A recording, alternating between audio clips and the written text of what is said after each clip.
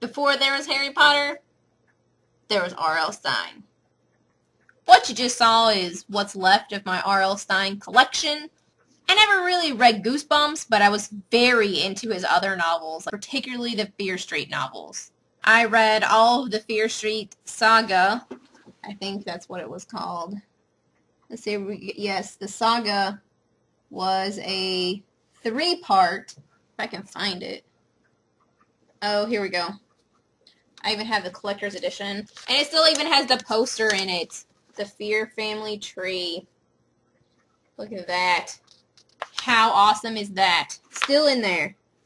Never pulled it out. But I liked those, and I liked the Fear Street sagas, which is actually in this stack. It is actually the majority up to here. I think I have 11 of them. I presume that they continued after the 11th book, but I stopped reading them after the 11th one because it was stupid.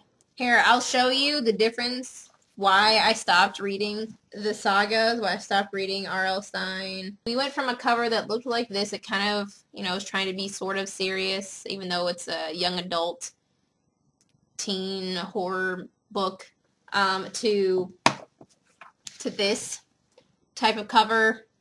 Cause see, it's new right there. Oh, it's new, all right. It looks terrible. Like, trying to look like it's trying to definitely not really trying. I didn't like it. It was bad. And I was sad that it was bad because I really, really liked them. And they kept going. Like, it wasn't done here. There's a 12. I don't know how many there are, but there's at least 12 of these. I was so sad. It had jumped the proverbial shark and went somewhere else that I didn't want it to go. I was really just sad that they changed it. Before then, I was really into the Sweet Valley twins. If you can imagine that. Loved Sweet Valley High. Oh my, I read so many Sweet Valley books. It's unimaginable, the number of Sweet Valley books that I read. But I liked those, and then I liked the Fear Street. And that was what I read up until I started reading Stephen King, actually. I graduated from r.l.stine to Stephen King. So there you go. But there were a lot of things that r.l.stine wrote that definitely prepared me for Stephen King, like the Cataluna Chronicles. This is very much like Christine. If you read Christine by Stephen King, very much like this. It's about a car. And it's about a Cataluna. Before there was Twilight, there was Goodnight Kiss, vampire novels. We had Goodnight Kiss 1 and 2, and then there's also a short story in here called The Vampire Club. That should tell you something right there, what that might be about. About a boy who comes to a new school. He meets a gorgeous girl, invites him to join a club. He thinks it's a good idea until he discovers their plan to make him a permanent member. Before there was Twilight, everyone. Before there was Twilight. I loved Fear Street. Loved it. I loved all of the horror. I loved it. It set me up perfectly for Stephen King when I got to high school. And I really just never looked back. But it's still near and dear to my heart because I spent, so many days reading these. I bought them at Walmart. They sold them at Walmart at the time. And every time, it would be time for a new one to come out. Every time I went to Walmart, I would be in the book section looking for my book, the newest one, so that I could buy it. I loved it. Despite the fact that it turned into something weird when they tried to, rebrand it. I felt it was doing fine without the rebranding.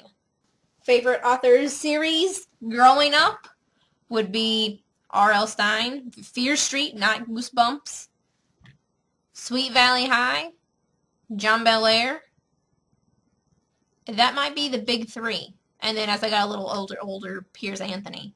But those would probably be the big three that I read tons and tons of. Particularly the Sweet Valley High and the r.l.stine.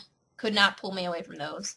So, who are your favorites? I would like to know. Write that down in the comments and have a discussion. I would like to know who everyone else read when they were growing up.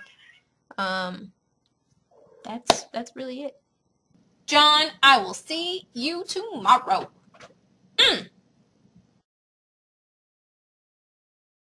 Weight Watchers update. I think Weight Watchers would tell you that I've lost 3 pounds, but since I didn't actually weigh myself before I put my starting weight in, I've actually probably lost about 4 pounds. But we'll go with the 3 pounds. I will give them the 3 pounds. In wedding news, having some issues with the caterer. They're the only ones where I haven't paid a deposit. I have not given them any money. And I'm not really sure why that's been so difficult. But, like, today I called, left a message. She's like, oh, yeah, she's here. She'll call you right back. She's on the other line. I'm like, awesome. Here's my number. It's now after 5 o'clock. I know they're closed. And no phone call back. But I call the venue, and the venue is Johnny on the Spot. I was like, hey, I know that there's something that happens after I pay the deposit, but before the event, what's going on?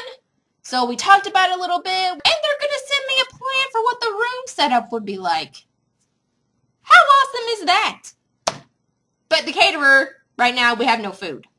That's kind of what it boils down to. Don't yet have guaranteed food for the wedding, and that is kind of stressing me out. Tiny bit. A little tiny smidgen of a bit. It's coming together slowly but surely.